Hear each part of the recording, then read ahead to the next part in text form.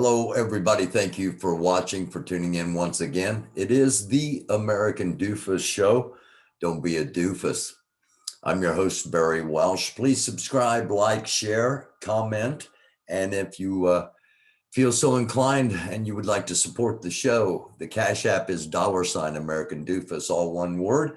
You can email me at Gmail, American Doofus, all one word, once again at gmail.com, or you can find me on Facebook. I haven't been on Facebook for a few days. I need to get on there and check things out because I tell people to contact me through there, and I haven't been on there, as I said, in a couple of days. Last night's episode, we were dealing with Louisville, Kentucky, and with the story of two of the United Pharaohs Guard that have been in federal prison for social media activity, which is dangerous in and of itself. And social media activity can be dangerous in and among itself, but arresting people for their comments on social media, especially when the comments are not threatening or potentially problematic. It's a slippery slope, if you will. And from what we heard last night, it did not seem that there was need for John Sablinski or Adam Turner to be detained. However, they are, and they're in federal prison in Owen County, Kentucky. And we will track that story. And again, if you have not watched that episode from last night, please go back and do so. And we start out again today in Louisville, Kentucky, with the story of one of Louisville's own police officers filing a suit against LMPD. Let's listen. He was elected as the Chief Diversity and Inclusion Officer for LMPD. Now he's suing the police department, accusing them of bias and discrimination. Thank you. Just in case you missed that, okay? He was selected to be the Diversity and Inclusion Officer, all right? This is a Black officer.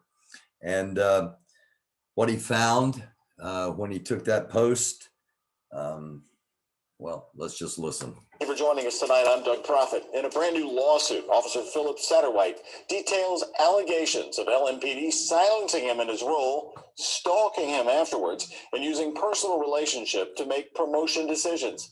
Tonight, Gabrigagas is breaking down the brand new claims. Officer Phillips Satterwhite claims cops who are not part of that buddy system, particularly Black officers, are rarely placed into special units, even when they are the most qualified. The lawsuit filed by Sam Aguiar, who most recently represented Breonna Taylor's family, claims the police department lets friends and family members have priority for promotion.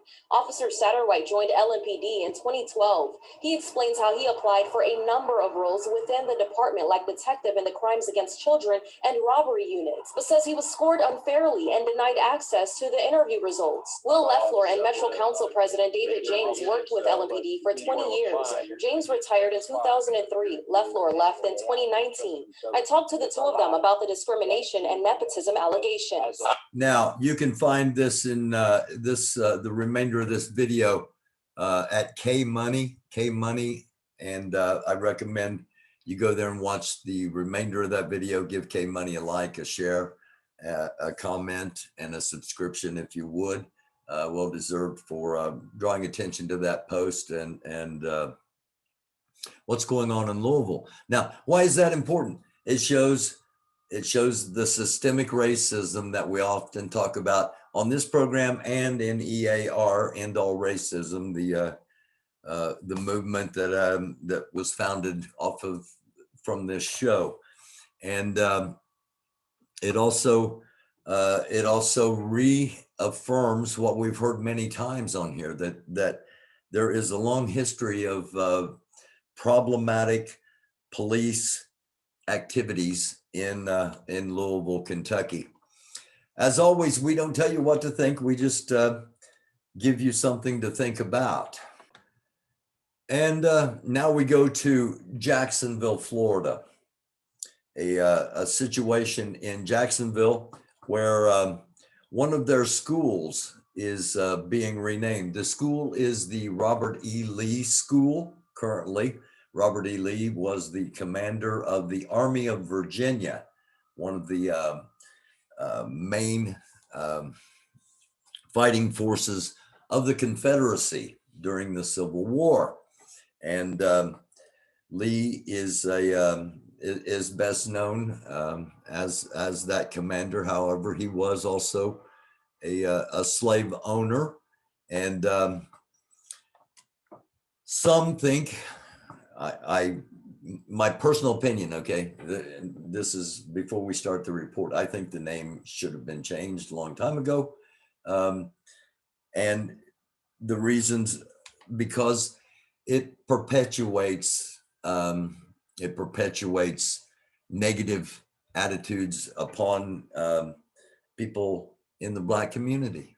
Okay, it reaffirms to some people that Black people are less, in my opinion. All right, that's my opinion on what we've seen so far.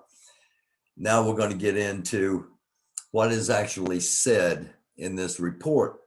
And I've got the screen up at the moment, and you can see what's going to be said. I was taught, all right? And that's one of the things we talk about a lot in EAR, End All Racism Organization Movement. And one of the things we talk about here on the American Doofus Show is that people have been taught, and they cannot 100% be blamed for what they've been taught. They need to be taught the truth. And let's just begin this report. I was taught that the chiefs of the tribes in Africa sold their people into slavery. If it had not been that way, there would not have been any slaves anywhere in America. Robert E. Lee or anybody else. Okay, first of all, false. To have owned. So don't blame Robert E. Lee. Maybe you should be after your ancestors. Florida community embroiled in a debate over renaming its Robert E. Lee High School. Now, I'm going to pause here just for a second because this has larger implications, just like the previous story has larger implications. The story about the Louisville police officer filing suit, that could potentially impact other police departments around the country. So we need to focus on that. We need to follow that. This decision here could impact other institutions around the country.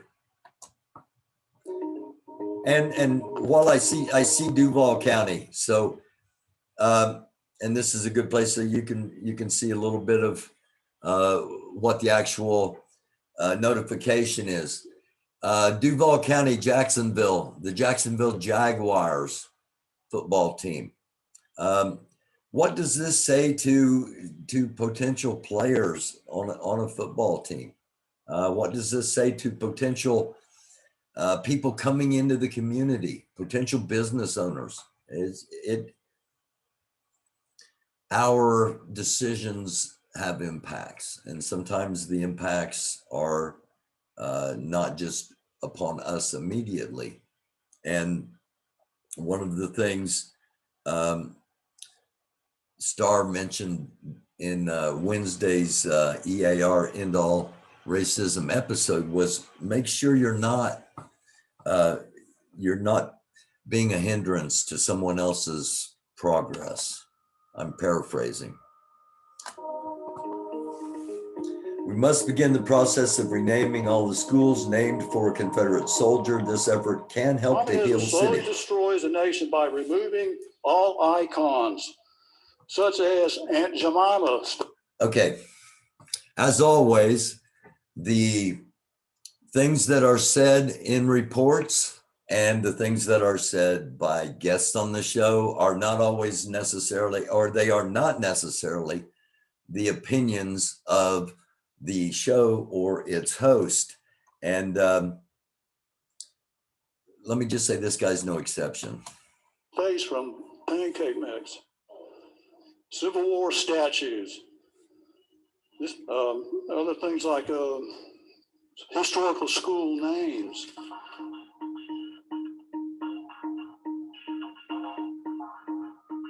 Comments? It says in the Bible, Jesus himself never condemned slavery. In fact, he said slaves have an obligation to obey their master. Almost a slip of their tongue, almost a slip of the tongue there.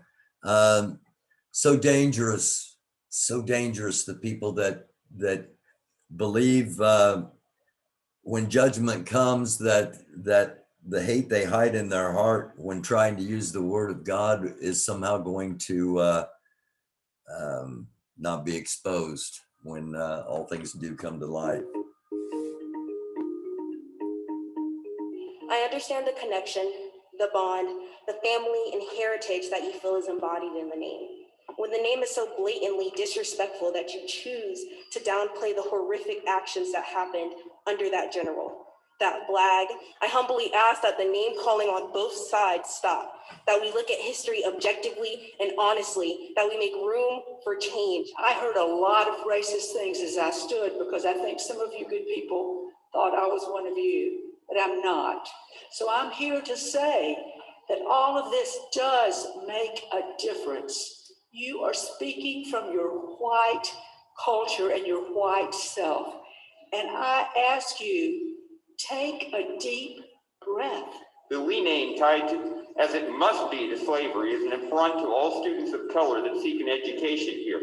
It clearly undermines their self-respect and dignity by conveying for all to see that they are descendants of second-class citizens. From that flows the implication that they too are second-class citizens. It's hard to imagine a more demoralizing tone to set for students seeking to excel. Okay, final decisions coming up in June by the school board, and of course we will be monitoring that. As always, we just give you things to think about. We don't tell you what to think. But this shows that we cannot be monolithic in our thinking. We cannot say that all white people are one way. We cannot say that all Black people are one way. We cannot say all police officers are one way. You know, there are those that think ACAB, all cops are bad, okay? And while I can see why they would think that, that's not how I think, but that doesn't mean that I'm going to not listen to those other people on other things just because we happen to disagree on one topic. And sometimes that happens to us. And sometimes in a society such as ours, it is fed to us. It is the barrier that divides. Find any way to split the people up. That's not only a successful political ploy, but it's a ploy of governance as well. And it's something we have to be aware of, in my opinion. Again, just something to think about. It's the American Doofus Show. Thank you for watching. I'm Barry Welsh. Don't be a doofus, all right? Try to be a light, because this is still an incredibly dark world. If you'd like to help the show, and it's always needed, $ American Doofus, all one word. You can contact me at Gmail, americandoofus@gmail.com, or find me on Facebook. Thank you so very much for watching, as always. And for those that have donated in the past, and thank you. I would not be here without you. And I'm kind of like the PBS, public broadcasting news and information, you know, that we got to scrape by with the aid of viewers. And I thank all of you for allowing me to scrape by. I love you all. We will be back. And until next time, may God bless each and every one of you watching this, and may God have mercy on the United States of America. I'm Barry Welsh. Thank you.